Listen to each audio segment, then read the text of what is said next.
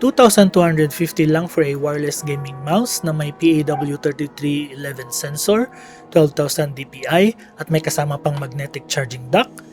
That's a very good deal! Hi guys, this is Joseph from Davao Geek Hub, and in this video we'll be unboxing and checking out the Rapoo VT3SE gaming mouse.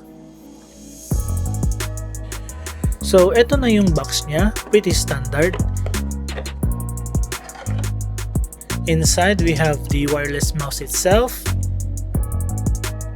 Ito naman ang magnetic charging dock niya. USB Type-C to A cable. And the user guide.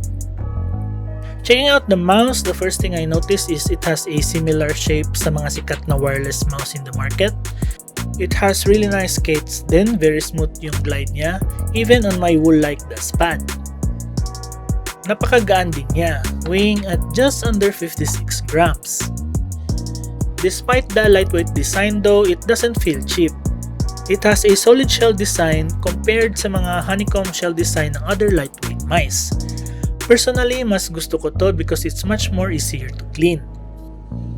For buttons, we have 6 buttons. I believe they are programmable, but for some reason, di ko ma-search online yung driver niya. There is a driver sa website nila, but for some reason, di siya ma-detect. Anyway, we have the left and right click buttons, middle button on the scroll wheel, DPI button here, and the forward and back buttons dito sa side. The last button is dito sa ilalim. I believe it can be customized, but by default, it's also a DPI button. Now, the VT3SE uses Rapoo C Plus click switches that's rated for up to 20 million clicks. Here's how they sound.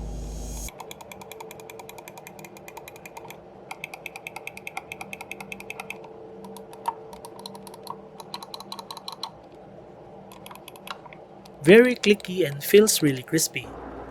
Under the hood, it has a PAW3311 sensor with tracking speeds up to 650 IPS and a DPI of up to 12,000.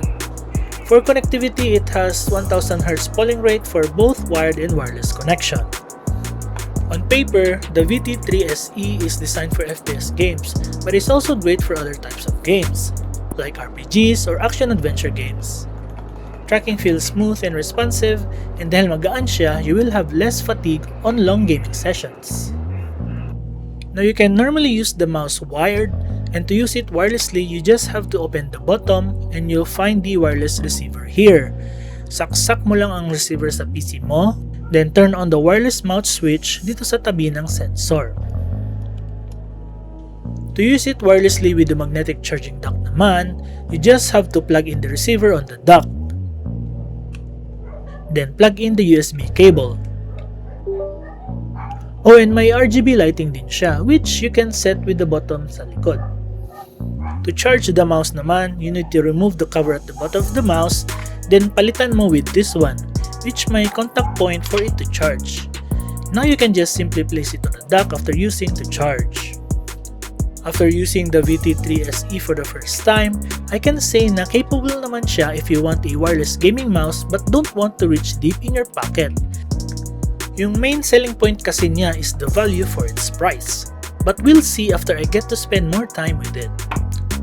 That's my unboxing and first impressions of the Rapoo VT3SE. I'll be writing an in-depth review of the mouse after I spent more time with it, so do check it out on DavaoGeekHub.com when it's published. This is Joseph from Davao Geek Hub. Thank you for watching and have a nice day.